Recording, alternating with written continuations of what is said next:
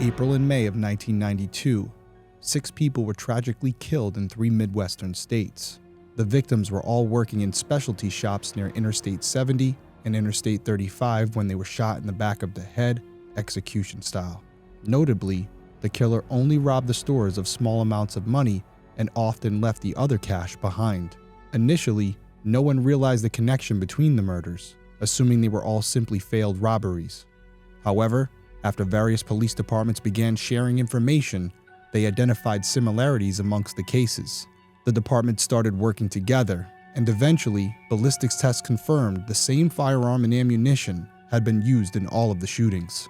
It's been more than 30 years since the I-70 serial killer began his reign of terror, and investigators are still searching for the man responsible.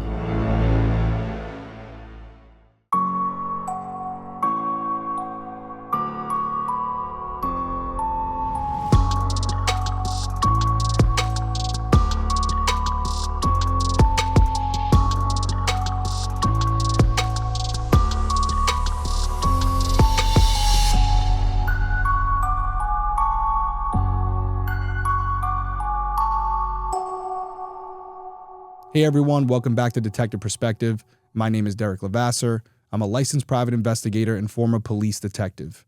Each week I'll be covering an unsolved case in story format. I'll then give you my perspective on the investigation and provide contact information for the individuals or organizations connected to the case so that if you have any tips, you can contact them directly and maybe you can help solve a case. And as always, if you're someone who's interested in true crime, specifically unsolved cases, and you would like to hear my opinion on those investigations, please consider subscribing whether you're watching on YouTube or listening on Apple Podcasts or Spotify or whatever platform you use. Okay, so tonight's episode is our first multiple murder investigation. Normally on Detective Perspective, based on how we're doing these episodes, it's going to be one specific case. And the reason being is when I came up with this show, I wanted to have an episode where you could get in your car or on your lunch break and over an hour or less, you could get from start to finish of an entire investigation. So when it comes to these large cases where there's multiple murders involved in it, and it could be a potential serial killer, normally we're not going to be able to cover that here with the format that I'm trying to accomplish. However, I want to keep a diversified catalog as far as what we're doing, the types of cases we're doing, and even in some situations doing investigations like this where it does involve multiple victims and what appears to be one offender. So we're going to go through these cases tonight, and I'm really interested to get your feedback on them based on how I cover it. I want to hear if you're able to follow everything that I'm going through, because obviously they're going to be abbreviated versions at a little faster rate. But I'm wondering if you're still finding it consumable and if it's something you'd like to see in the future. Again, not something we're going to do all the time, but if this is something that interests you, way down in the comments below if you're watching on YouTube or give it a rating on one of the podcast platforms. Leave a 5-star review, but you can give a negative feedback if you want. But either way, positive or negative feedback, I'm going to be looking at it all. It'd be greatly appreciated. This is a fascinating investigation. I really think you guys are going to find a lot in this. So without further ado, let's dive right into it. On April 8th, 1992, between 1:30 and 2:15 p.m., a district manager from the Payless Shoe Source attempted to call a store near I-70 on Pendleton Pike in Indianapolis, Indiana. However, there was no response to their repeated calls. Concerned, the manager reached out to a gas station nearby and asked them to check on the only worker that day, 26-year-old Robin Fuldauer. A gas station employee went to the Payless and found the cash register drawer open. Alarmed, she called the police, who arrived at 2:21 p.m. Officers discovered Robin in the back storage room. She had been shot in the back of the head. The police immediately launched an investigation. Now, unfortunately, the store did not have security cameras. However, according to the Courier and the press, police were able to determine that a small amount of cash was taken from the cash register and that the killer fled through the rear door. The police interviewed nearby business employees to ask if they'd seen anything. The manager of the paint store across from the Payless said before the shooting occurred, he observed a strange man in a green coat walking west on Pendleton Pike. The manager believed he might be a hitchhiker because he appeared disheveled, as if he slept in his clothes. Additionally, he carried a large bag, approximately 3 feet in length. The man walked around the paint store several times before sitting on a concrete curb. He remained there for about 30 to 40 minutes, going through his bag and staring at the Payless store. According to the manager, the man seemed to be talking to himself and giggling.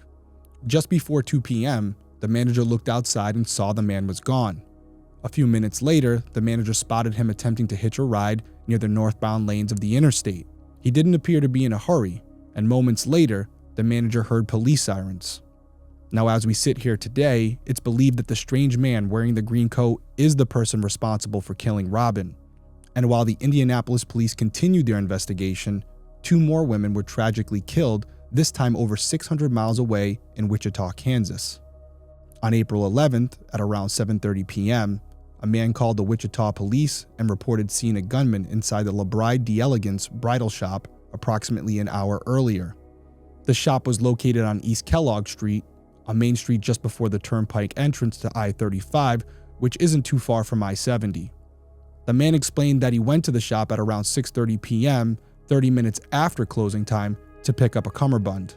The shop's 2 female employees agreed to stay late so that he could pick up the item before they left. Inside, the customer didn't find any employees, only an armed gunman. The gunman tried to lead the customer into the back room, but the customer sensed something was wrong. According to the St. Louis Post-Dispatch, they had a heated exchange of words before the customer quickly left and got into his car. He waited an hour before calling the police because he felt confused and scared. He said he didn't know what had happened to the employees inside the store, and he really didn't know what to do. Police arrived at the bridal shop and discovered the front door unlocked with the keys still in it. In the back room, they found 2 women. 32-year-old shop owner Patricia Majors, who also went by Trish, and Patricia Smith, a 23-year-old employee. Both had been shot in the back of the head. Police realized that a small amount of money was missing from the cash register along with some personal items. Because the keys were still in the door, officers believed that when the killer arrived, one of the employees mistakenly let them in, thinking they were the male customer coming to buy the cummerbund. Once the gunman was inside, he directed the women to the back room where they were killed. When the killer was leaving the area, that's when he ran into the male customer. Now, this is the only case involving 2 victims. Later, when authorities linked these murders to the I-70 serial killer, they theorized that one of the women was already in the back room when the gunman arrived, leading him to believe that only one woman was working. The male customer later helped authorities create a composite sketch of the killer. According to the customer, the killer was a white male, aged 22 to 32, with a slight build, standing around 5'7", and weighing approximately 150 pounds. He had short, dull red hair and beard stubble, wearing a brown jacket and dark pants. The sketch was made public on April 20th. 1 week later, the I-70 killer struck again, this time 600 miles away in Terre Haute, Indiana. On April 27th at approximately 4:15 p.m., a customer went into Sylvia Ceramics, a store in a strip mall along I-70 in Terre Haute. Upon entering, they discovered the body of 40-year-old Michael McCown, who managed the ceramics store owned by his mother. Michael had been fatally shot in the back of the head. KMOV reported that after police arrived on scene, they determined that the killer, quote, crept into the store while Michael was busy stocking shelves. He never had a chance to see the killer as his back was turned toward the entrance. Unlike the previous murders, no money was taken from the cash register. Approximately $50 was left untouched.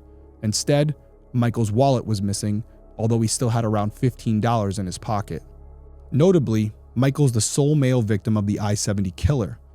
Police later speculated that the killer may have mistaken Michael for a woman, given that they only saw his back. You see, Michael had long brown hair and a ponytail and wore an earring. Additionally, the store's name, Sylvia Ceramics, might have led the killer to assume a female employee would be present. While the Terre Haute police were looking into Michael's murder, the gunman traveled approximately 200 miles west to St. Charles, Missouri, situated outside of St. Louis. On May 3rd, just after 2:30 p.m., customers entered the Boot Village and Bogey Hill Plaza, a busy shopping center south of I-70 in St. Charles. The store was deserted, so the customers looked in the back office to see if an employee was there. That's when they discovered the lifeless body of 24-year-old Nancy Kitzmiller. She too had been shot in the back of the head, and when police arrived, they determined a small amount of money was missing from the cash register. While talking to people in the shopping center, police learned that shortly before 2:30 p.m., a shopper had seen Nancy assisting a customer. This customer was described as a white male of medium height with dull red hair. Just after 2:30 p.m., different customers showed up and found Nancy dead. 4 days later, the same assailant struck again, this time more than 200 miles away in Raytown, Missouri, just outside of Kansas City. On May 7th at approximately 6:15 p.m., the owner of a video store located in a shopping center along I-70 in Raytown witnessed a man wearing a gray sports coat enter the store of many colors, which was owned by 37-year-old Sarah Blessing. According to the St. Louis Post-Dispatch, not long after, the video store owner heard a loud noise that he thought was a gunshot.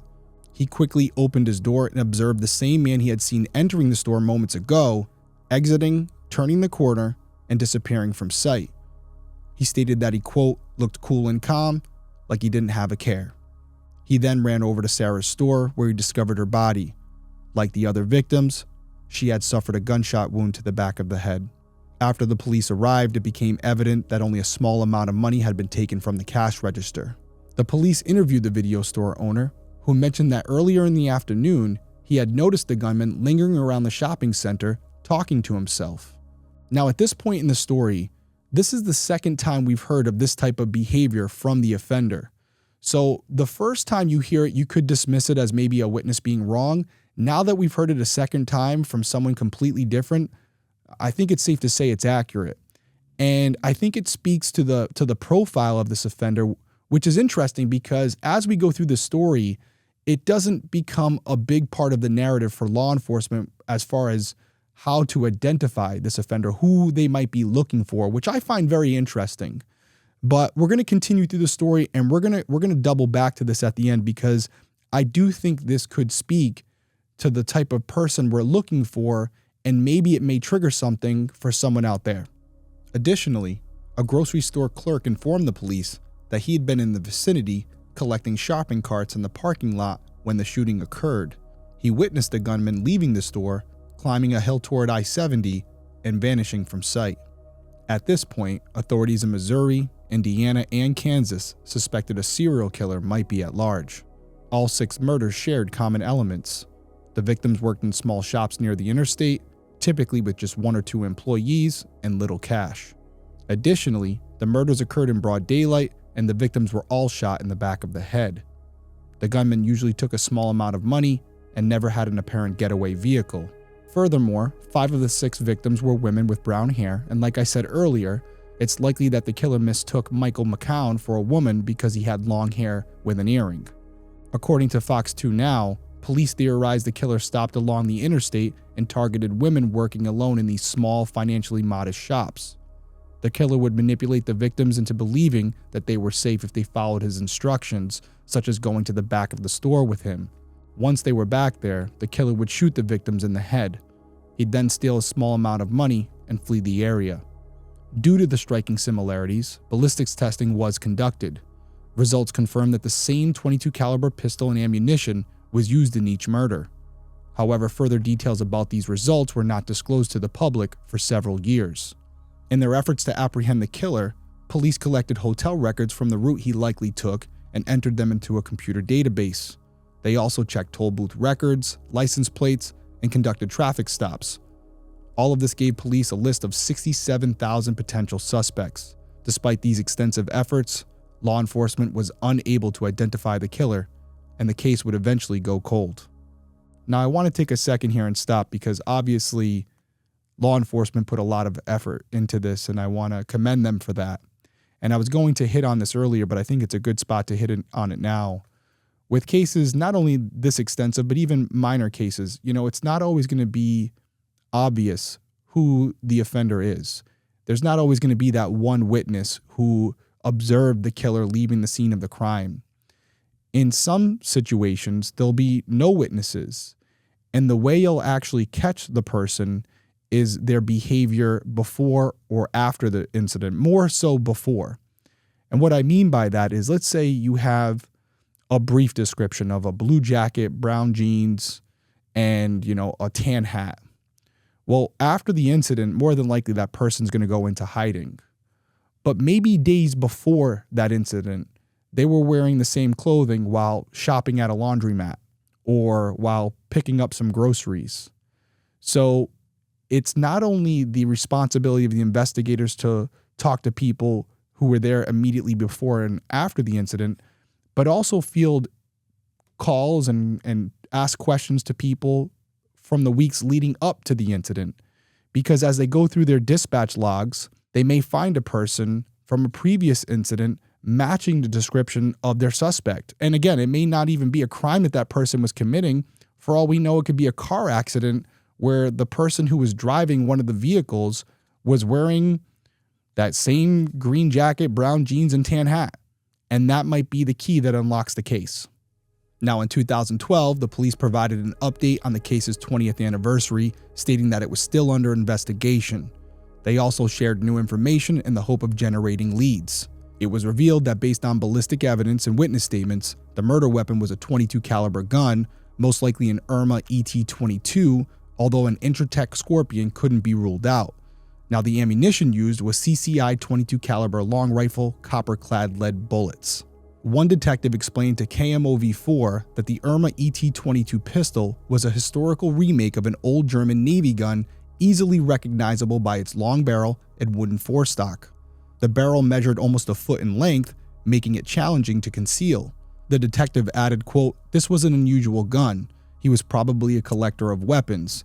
Someone who probably had several. You'd remember this gun." Police further revealed that in every murder, investigators discovered two substances on the bullet casings, corundum and a red material consistent with rogue. According to the St. Louis Post-Dispatch, these substances are commonly used for industrial grinding, buffing, and polishing of various items, including firearms and ammunition. Police noted that it's possible the killer either lived or worked in a place where grinding or polishing took place. Now, I know police are saying here that this individual could have lived or worked in a place where grinding and polishing took place. And that's possible. I get it.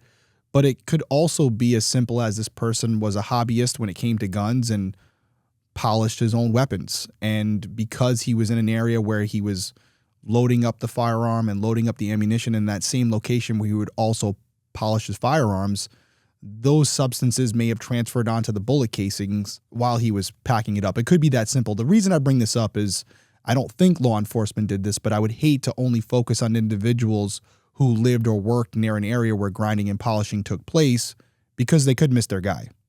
Now, it was reported that FBI profilers had reviewed the case twice and determined the killer was possibly from the Indianapolis area and was living there in 1992.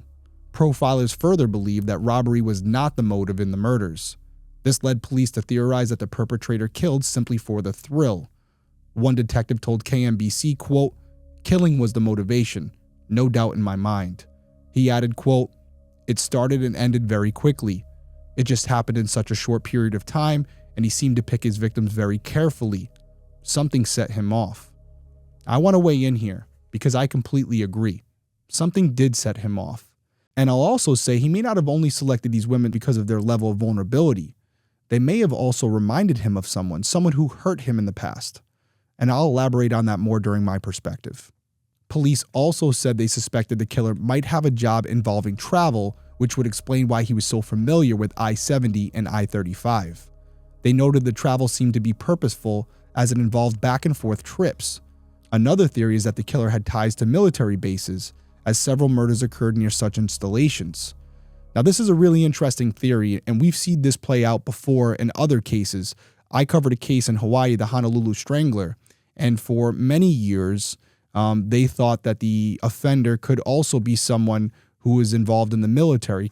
This gives them an opportunity while they're there for a short period of time to conduct whatever crimes they're conducting, and then all of a sudden the murders or whatever they're doing will stop, and they can't explain why. And if they're able to identify the person, usually they'll find that this person was then moved to another base. In the Honolulu Strangler, not to go too far off here, we came to the conclusion that more than likely the person wasn't from a military base, but was from an airport, which it was also in line with a similar thing. They were taking this similar travel route back and forth to the airport, and They were moving to different locations throughout the country, which explained why there were drops in the incidents at certain times. Now, despite these new details being publicized, the case continued to go unsolved. In October of 2021, the police were hoping to bring in new information with an age-enhanced sketch of the suspect, who they believed was now between 52 and 70 years old, possibly with gray hair.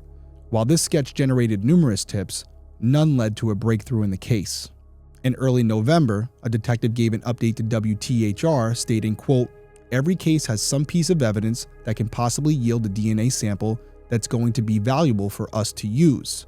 He said police had been carefully reviewing all evidence and determining which items to send for testing at a private lab. Now, this is a sad story we hear way too often, and part of the reason that Stephanie and I started Criminal Coffee. We understand that there's so many cases out there that has pieces of evidence, pieces that were seized well before DNA technology was where it is today. And first off, you have to have a team go through all of that, like the detective said, but then you got to pay for it because the state labs are so backed up that they're more so focusing on the newer stuff and doing the older stuff when they can. We found that there's thousands of rape kits out there that haven't even been tested yet. It's absolutely egregious. We need more lab testing and we need more funding for it. And that's why we have these unfortunate situations where detectives are having to go through all the evidence and pick the items that they think might be the most useful and might contain DNA. How are they really supposed to know that? In a perfect utopian world, we would just send everything and test everything. But when dollars are attached to each item, detectives are forced with the difficult decision to choose which items make it and which items don't. And I can tell you, just testing a piece of hair, depending on where you send it, could be anywhere from $3,000 to $5,000. That's the battle we're dealing with right now. It has to get better, not only for this case, but all cases. Now, during the same month, all agencies involved in the I-70 serial killer investigation case met with the FBI and ATF to go through thousands of case files. In addition to talking about the 6 murders from Kansas, Missouri, and Indiana, authorities were also examining 3 similar shootings that occurred in Texas back in 1993 and 1994. In those 3 shootings, the victims were all dark-haired women who worked alone in small stores along the interstate. They all had been shot in the back of the head as well. Now, it is important to note that the firearm used in the Texas cases differ from the one used in the other 6 killings, and because of this, these cases have not been officially linked together, but let's break down these cases a little more. On September 25, 1993, 51-year-old Mary Ann Glasscock was shot and killed at her store Emporium Antiques, located near I-70 in Fort Worth, Texas. Days later, on November 1st, 22-year-old Amy Vess was killed at the Dancer's Closet apparel store in Arlington, Texas. And on January 15, 1994, 35-year-old Vicky Webb was shot while working at Alternatives gift shop in Houston, Texas. She actually survived the shooting. The Indianapolis Star reported that in the late morning hours, a male customer came into the Alternative shop. He talked to Vicky as he browsed the store. After around 20 minutes, the man asked to see a picture frame. Vicky left her spot behind the counter and reached for the frame. As she turned to go back behind the counter, the man shot her in the head. Vicky never saw the gun or the man approaching from behind. She only heard the single pop before she fell to the floor. Though Vicky remained conscious, she couldn't move. She later found out she'd been paralyzed. Fearing for her life, Vicky played dead as the man jumped over and proceeded to go through the cash register. He then entered the storeroom at the rear of the store, filled with boxes and supplies. The man left the store for a short time, then went back inside. He turned Vicky over, dragged her behind the counter, and pressed the gun against her forehead and pulled the trigger. The gun misfired, and the man laughed. Then he heard noises coming from the neighboring real estate business, so he left the store again and never returned. Approximately 15 minutes later, a couple arrived at the shop, and Vicky managed to quietly ask for help. She was rushed to the hospital where doctors found a bullet lodged at the bottom of her skull. Following several months of rehabilitation, Vicky regained the ability to walk. However, a bullet and a fragment of bone remained in her spinal column. Vicky told detectives that the man who shot her was roughly 5'8", thin, with a quote, weathered look. She was shown a sketch of the I-70 killer and noted a resemblance. Now, although none of the shootings in Texas have definitively been connected to the I-70 killer, it is important to note that law enforcement holds the belief that there is a chance that maybe the same man is responsible. By the end of 2021, authorities investigating the I-70 killer had formed a task force, and in January of 2022, KMOV reported that the task force was investigating yet another murder as a potential link to the serial killer. This case occurred on November 30th, 2001, when 31-year-old Billy Brossman was killed during a robbery at a liquor store in Terre Haute, Indiana, just 7 blocks from where Michael McCown was murdered in 1992. Surveillance footage from the store showed a gunman approach the store counter and demand money from the cash register. After taking the cash, the gunman forced Billy to the back of the store. The gunman shot Billy, then calmly walked out of the business. Notably, the bullets used in the incident did not match those from any of the other shootings. And in January of 2022, the police informed KMOV that they had identified a person of interest in Billy's case. However, this individual was not in custody. Police further said that the man responsible for Billy's murder is considered a suspect in the I-70 serial killings. Now, unfortunately, this is the last update we have. The task force is still searching for the person responsible for shooting Robin Fuldauer, Patricia Smith, Patricia Majors, Michael McCown, Nancy Kitzmiller, Sarah Blessing, Mary Glasscock, Amy Vess, and Vicky Webb. All right, so here we are. It seems like everybody's working this case. You have local authorities, state authorities, federal authorities, including the FBI, ATF. There are a lot of people working this case, and I have no problem admitting people with a lot more experience and knowledge in these particular cases than I have. So I'm just going to weigh in on it as best as I can, but I do feel like with this particular scenario, there's some good people working on it, and if something can be found, it will be found. That's at least my hope. I do think it's very promising that the task force has been established, because what we could have here is something similar that we had with the Gilgo Beach murders. You know, you have all of this information spanning multiple states, and what usually is done when these task forces are established is all of the information, whether it's in a computer or on paper, whatever it is, everything's digitized. It's put into order chronologically by state, and these packets are created, these big packets. Sometimes they can be multiple folders. All the photos, all the information, all the witness statements, all the dispatch logs are there and accessible for everybody who is on the task force. And this isn't just the main points. This should include everything. Like I said, traffic stops, witness statements from weeks earlier. Remember I talked about that in the beginning of this episode where I said, it shouldn't be just the stuff directly connected to the actual crimes. It should be maybe traffic stops or other incidences that don't appear on the surface to be connected, but might have something to do with it. And the reason I say that is because, and I think I've said it before on here, that's what happened with Gilgo. It was a different incident that occurred to one of the victims days earlier, where the suspect was identified. His vehicle was identified. So by having this new team of investigators with a fresh set of eyes and a new perspective, they may go through something that's been looked at 2 or 3 times and find something in that triggers something else that gets the ball rolling. And all of a sudden, you had a traffic stop that was conducted 2 weeks earlier in Kansas that somehow connects to one of your cases in Texas. Just by that one traffic stop where a police officer took good notes and made sure they put a detailed report in the dispatch log. Again, a lot of qualified people working this, but I'm going to take a shot at it. Why not? I said earlier in the episode that this individual was displaying some behavior that may suggest he has some type of mental illness, maybe schizophrenia, something like that. And some of what law enforcement said could be true. Maybe he was someone who traveled a lot or was in a job or an occupation where he had to travel for work along I-70. But when I said earlier that these victims might not only be because of the positions they were in, but maybe they reminded of someone, my theory would be that maybe this guy was a normal guy at one point, just a middle class, normal working guy, 9 to 5 every day, like most people. And maybe he had a relationship with a woman who had brown hair, who, in his opinion, quote unquote, I'm doing air quotes here for anyone who's not watching on YouTube, ruined his life. Maybe it was a significant other who left him for whatever reason, and he couldn't get over it, and he snapped. And maybe this led to a mental breakdown, and his sole goal was to hurt women who reminded him of this particular woman. That could be the case.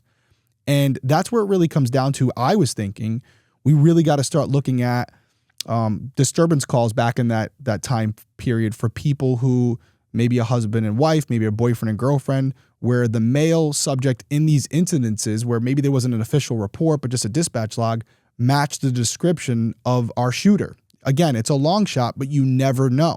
And we also hit in this episode about DNA evidence. As we know, the offender was walking all over these stores, having interactions with multiple items, having physical interactions with the victims themselves. So I'm sure there's a lot of evidence that was collected over the years that can now be tested for DNA using the latest science and technology. The hard part, as I already said earlier, is picking the right items.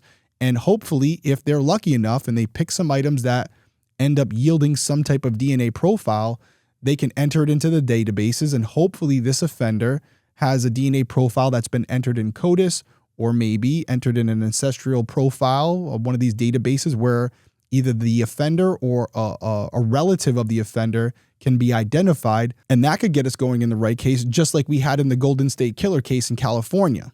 And the last thing I want to discuss is this sketch that we have.